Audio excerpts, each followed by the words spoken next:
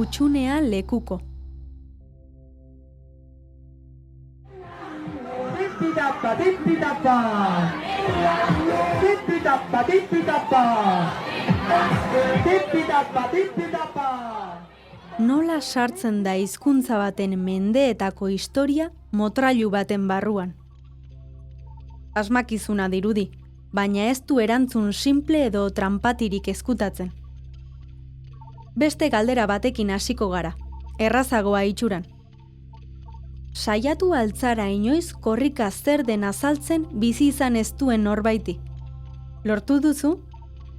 Benetan lortu? Azaldu dezakegu 2300 kilometro egiten direla korrika, taldean, herriz herri. 11 egunez lasterka egiten dutela euskaltzalek geratu gabe, egun eta gau, txingor ala haize. Tematu gaitezke besteak ulertu dezan jende ugariren ilusio eta borondatetik sortzen den ekimen bat dela. Berdin batzen dituela kirolzaleak eta korrika egitea gorroto dutenak. Eta bai, korrika jaialdia bada, kilometroz kilometro hitzekin, giharrekin norabide berdinean indar egiteko naia. Baina bada askoz gehiago ere. Eta guzti hori da azaltzen hain zaila. Saiatuko gara dena den. 1980an korrika sortu zenean, garai lazgarrietatik gentozen, eta euskararen eta euskal kulturaren aurkako erasoak, debekuak, zapalkuntzak, atzean utzi nahi ziren frankismoarekin batera. Ilusio berria pizten eta barreiatzen ari zen. Bateratzen nahi bat euskara hizkuntza ofizial bihurtzerantz.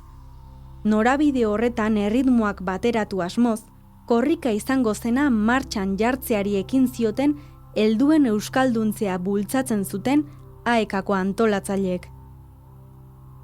Marraztu zuten kilometroka Euskal Herriko mapa, bilatu zituzten konplizeak, baina zerbait nabaritzen zuten faltan. Nola bateratu korrikarekin adierazi nahi zen guztia? Nola gorpuztu milaka pertsonaren ahotsa eta isiltasuna? 100 urtetako zama eta ilusioa. Zein forma eman gure hizkuntzaren historiari? Nola helarazi guztia ondorengo belaunaldiei? Sinbolo bat behar genuen. Lehen korrikaren antolatzaileek Remigio Mendiburu artistaren eskuetan utzi zuten zeregin zail hori. Ikusgarria, ukigarria izango zen sinbolo bat sortzea. Historia, kilometro, zango, hitz, gertaera guzti horiek bildu beharko zituen objektu batean. Mendiburu eskultorea Juan Gorriti artistarekin batera jarri zen burubelarri zer egin pentsatzen. Nola eman forma ilusioari? Egunerokoan erabiltzen genuen zerbaiten itxura eta ehundura behartzuen izan objektuark. Eskura atsegina, heltzeko egina. Baina izango zituen bere bihurgune eta zuloak, ertzak eta zirrikituak. Eta heldu ezean ezer gutxi izango zen bere kaxa. Sinbolo objektuaren oinarrian zer izango zen erabaki zuten beraz. Motrailua. Sukalde guztietan zegoen, eta berdin balio zuen janaria xehatzeko eta erritmoa markatzeko. Betiko tresna arrunt horixe hartu eta bihurgune eta zulo berriak egin zizkion Mendiburuk, guztiok ezagutzen dugun lekuko horren itxura emanez. Azken unean, egurrezko objektu mardula barrutik ustea erabaki zuen, hau da, herriz herri joango zen sinbolo horren muinean utxunea presente egitea. Zuek ikusi zer sartzen duzuen bertan, esan zieten eskultoreek antolatzaileei, esan zioten herriari. 1980ko korrika hartatik bertatik argi izan zuten antolatzaileek. Hitzak. Hitzek beteko zuten utxunea, eta herritarrek eskutik eskura pasako zizkioten elkarri hitz horiek, mezuak zertzion jakin gabe kilometro guztiak osatu arte.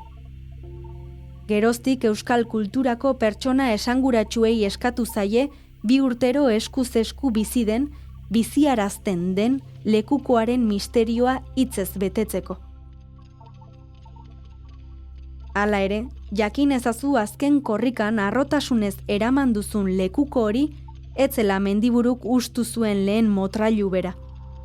6 ediziotan korrikaren lekuko eta mezu misteriotsuen gordailu izan ondoren, 1988an Juan Gorritik egin zuen lekuko originalaren kopia bat, handiagoa eta egur iraunkorragoa erabiliz.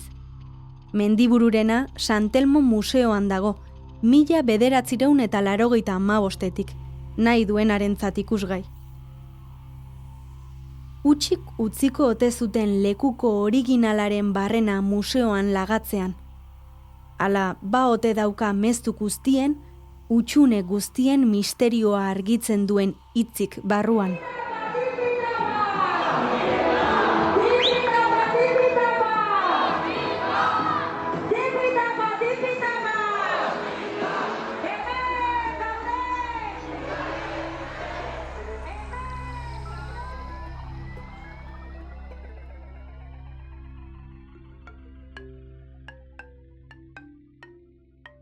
Entzun duzun hau, Euskal Herriko historia 100 objektutan podcastaren atal bat izan da. Euskal Wikilarien kultura elkartearen proiektua berriarekin elkarlanean ekoitzia.